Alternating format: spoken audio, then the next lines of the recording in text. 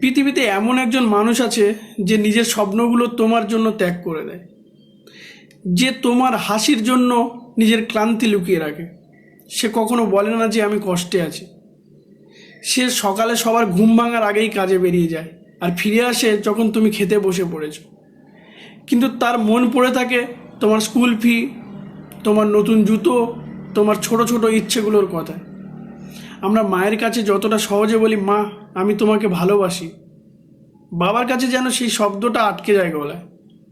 কারণ সে শুধু কাজ করে, ভাবনা করে, ছুটে চলে, কিন্তু নিজের অনুভবটা লুকিয়ে রাখে। আজ ফাদার্স ডে, চলো না আজ একটু থামি, একটু জড়িয়ে ধরি বাবাকে, বলেই ফেলি বাবা আমি তোমাকে খুব ভালোবাসি, তুমি না থাকলে আজ আমি হতাম না। উপহার দিতে না পারলেও একটা মেসেজ দাও, একটা ফোন করো, একটা ছবি পোস্ট করো। হ্যাপি ফাদার্স ডে সেই মানুষটার জন্য।